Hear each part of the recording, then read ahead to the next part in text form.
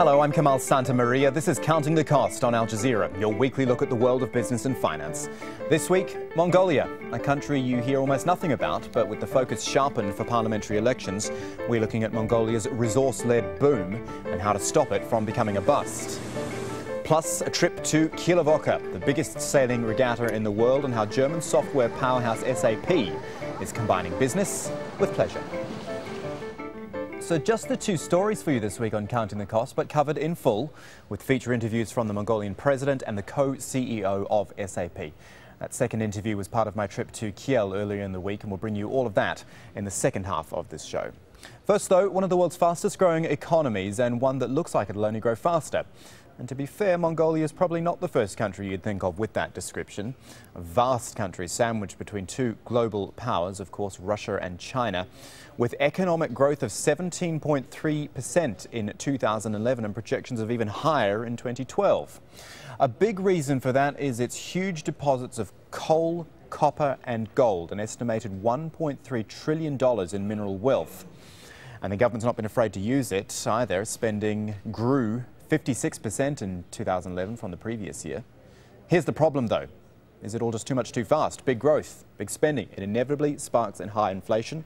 And Mongolia is no exception with 11% inflation in December. And there's the old danger of the resource curse, the idea and concern that too much of Mongolia's boom is coming from these rich deposits and that its biggest customer by far is China. So as China goes, so potentially does Mongolia.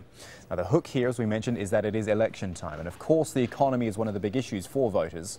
And it's a familiar story too, a country with lots of resources, but little of the reward trickling down to the nation's poorest. We've got a great report here from Steve Chao, who gives us a glimpse of life inside a rapidly changing country. For centuries, Mongolians sought out the freedom of the open plains. The grasslands offered the idyllic, slow-paced, nomadic life. But as is elsewhere, the traditional ways are breaking apart. An allure of the city is pressing in on those like Serentuya's children. I would be happy if they stayed here to care for our livestock.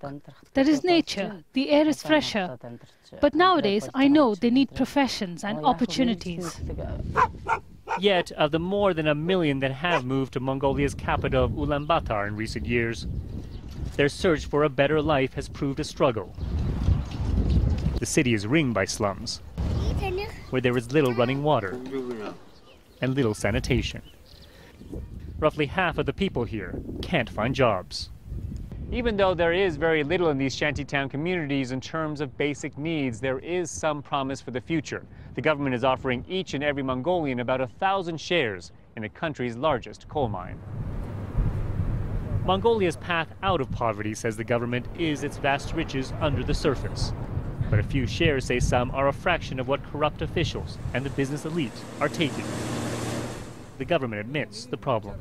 All these things said, the only way out of the situation is to have more growth that is more just.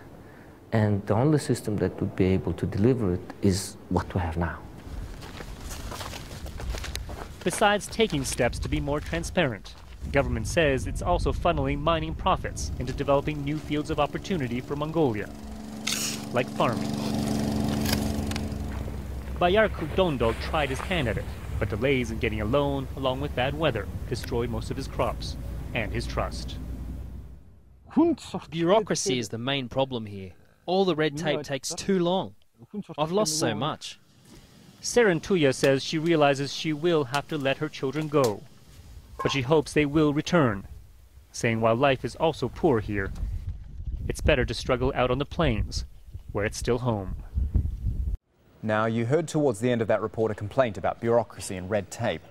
It goes further too, because corruption has continued to dog the country. Transparency International ranked Mongolia 120th out of 183 on its latest corruption scale, same level as Iran and Bangladesh. And the government's been accused of pursuing a politically motivated investigation against an ex-president.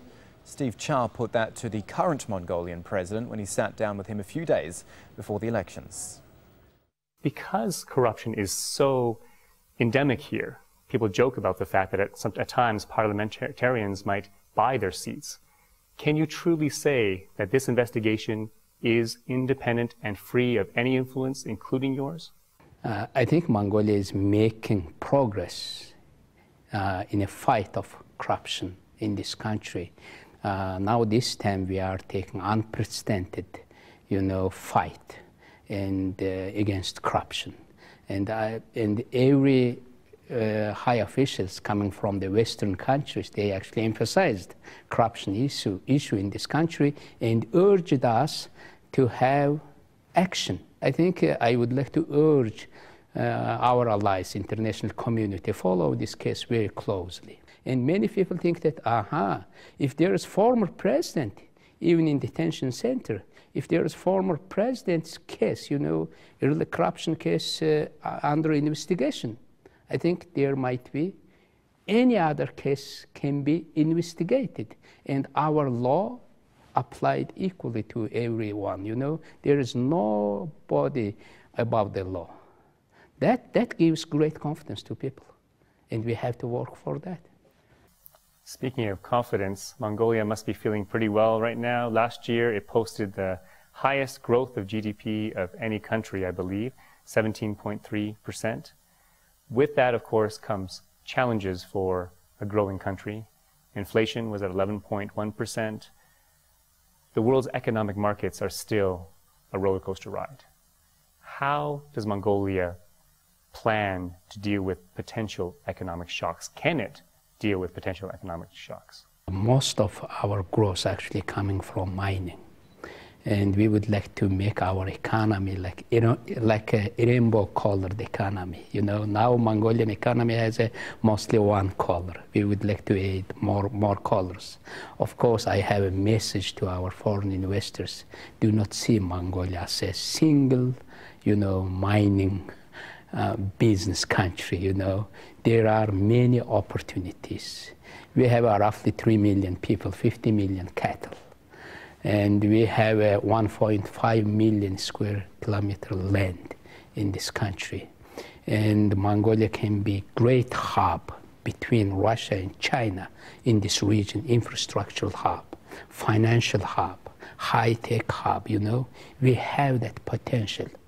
But still a horrible infrastructure at the moment. The traffic jams outside of Government House here, I'm sure you see that every day. Pollution, infrastructure issues, crucial to encourage other industries to come here, is good infrastructure. How soon are we going to see this change? Will we see this change?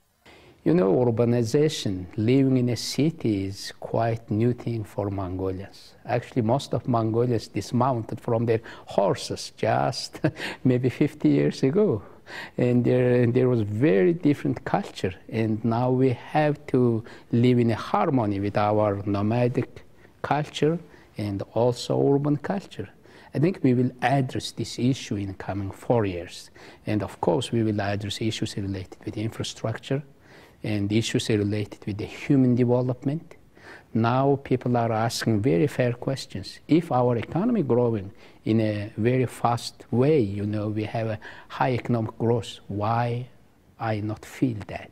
One political party is suggesting to go so far as to take back Taban Tolgoi for the people.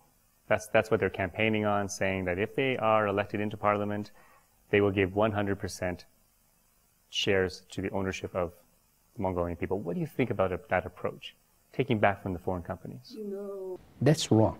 That's not in line with Mongolian national interest.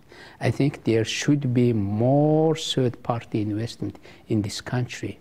We have to create favorable conditions for investments, local investments and foreign investments, investments from our two neighbors and from the third neighbor.